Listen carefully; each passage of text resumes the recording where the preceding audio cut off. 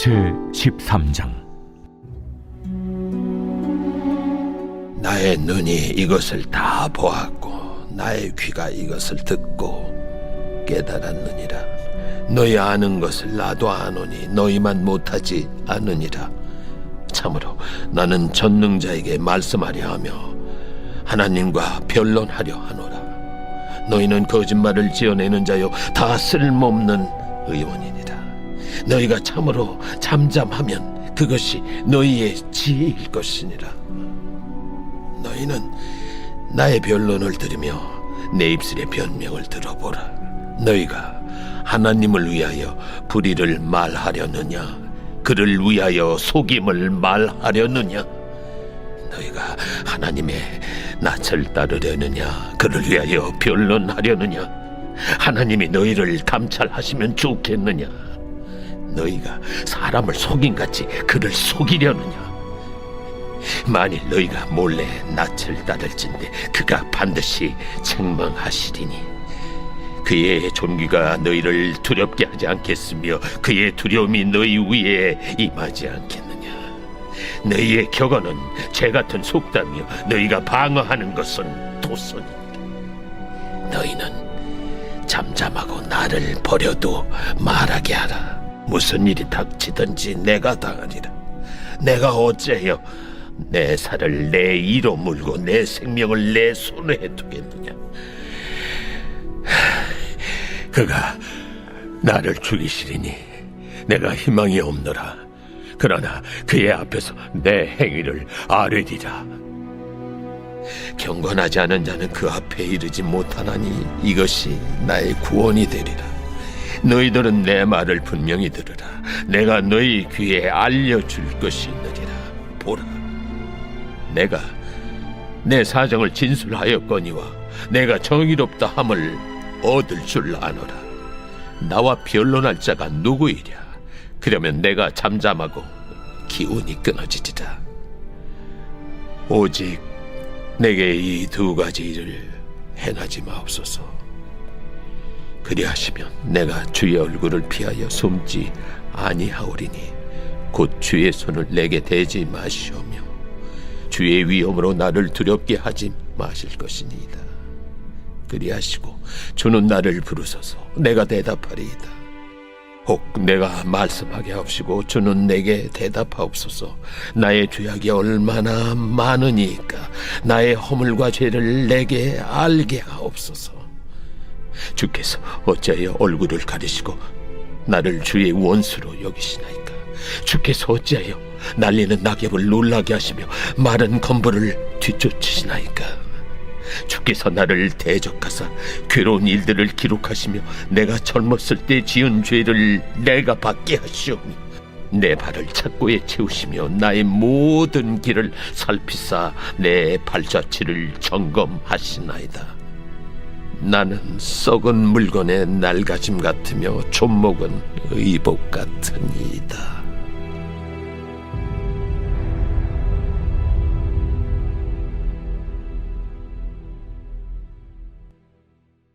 2021년 3월 19일 새벽 하나님의 말씀은 욥기 13장입니다.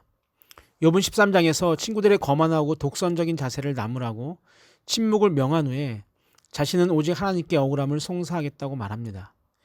이러한 결심을 한 이유는 하나님은 공의로운 심판을 행하신다는 확신과 자신은 결백하다는 자신감 때문일 것입니다.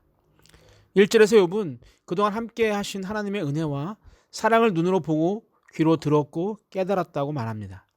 그런데 갑자기 임한 어려운 재앙들에 대해서 자신도 고민하고 하나님과 씨름하고 있는데 친구라면 적어도 하나님의 뜻을 함께 찾아보자고 격려해야 하지 않겠는가라는 그런 생각을 하게 되죠. 그런데 그들의 태도는 전혀 그러한 사랑과 애정이 결핍되어 있었습니다. 그들은 당시에 상식적인 수준에서 하나님의 특별하신 뜻을 판단하고 그 판단으로 친구를 정죄하고 있었습니다. 욥은 친구들의 정죄와 판단에 대해 하나님과 변론하려 한다고 말하고 이야기를 시작합니다. 4절입니다. 너희는 거짓말을 지어내는 자여 다 쓸모없는 의원이니라. 의원이 바로 진단하지 않으면 바른 처방을 내릴 수 없습니다. 명의는 바른 진단에 있어요. 만일 진단이 바르지 못하면 결과는 당연히 치명적인 결과를 낳을 수밖에 없습니다. 친구들의 정죄는 하나님을 향하여 죄를 범하는 것이 된다고 강변합니다. 왜냐하면 하나님의 뜻을 온전히 알고 행하지 않기 때문입니다. 7절과 8절입니다. 너희가 하나님을 위하여 불의를 말하려느냐? 그를 위하여 속임을 말하려 하느냐? 너희가 하나님의 낯을 따르려느냐?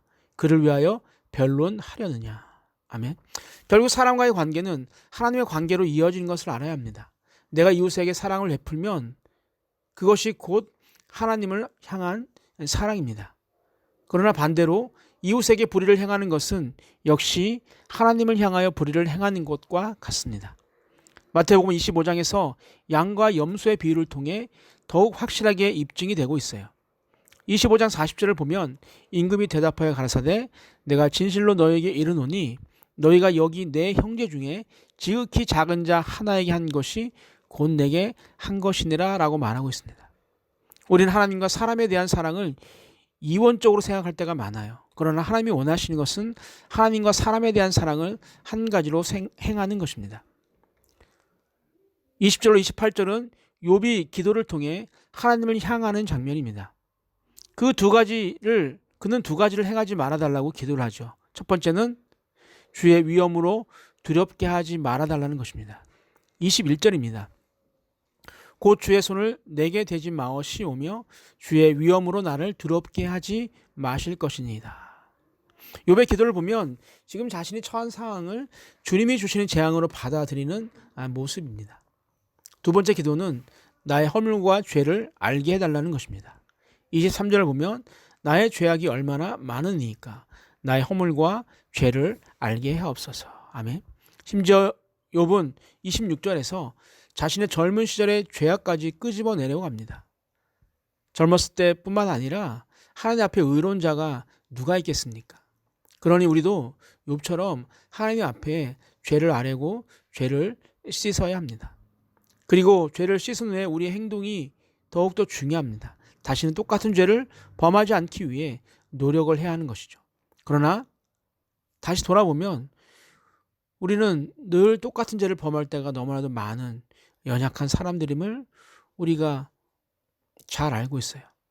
그러나 하나님은 우리의 연약함을 잘 알고 계시기에 우리의 죄를 감당하실 한 분을 보내주셨습니다. 이사야 53장 5절 6절입니다.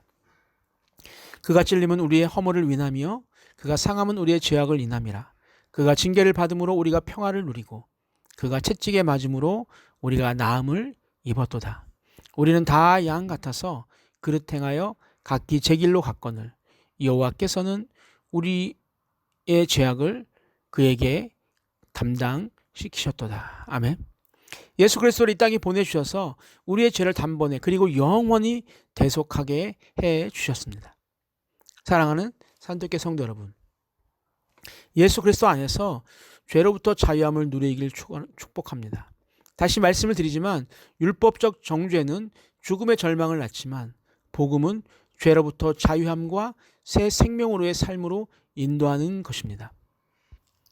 오늘도 여전히 부족하고 죄 많은 인생이지만 그 모든 죄를 단번에 대속해 주신 예수 그리스도를 바라보는 자들이 되시기를 주님의 이름으로 축복합니다. 사랑의 하나님, 여전히 부족하고 죄 많은 인생입니다. 또한 하나님의 은혜가 없이는 하루도 살아갈 수 없는 인생입니다. 오늘도 하나님의 은혜가 산돌교회 성도님들의 가정과 사업과 직장 위에 가득하게 하시고 우리를 너무나 사랑하시는 예수 그리스도만을 바라보며 나아가는 하루가 또 우리의 삶이 되게 하여 주옵소서. 사랑이 많으신 예수님의 이름으로 기도하옵나이다. 아멘. 우리 함께 기도할 제목이 있습니다. 첫 번째, 남을 판단하며 정죄하는 자가 아니라 나를 날마다 돌아보는 자가 되게 하여 주옵소서. 두 번째, 하나님의 은혜가 없이는 하루도 살 수 없음을 인정하며 하나님의 은혜를 구하는 자가 되게 하옵소서. 마지막 주일을 잘 준비해서 하나님을 마음껏 찬양하게 하옵소서. 우리 함께 기도하시겠습니다.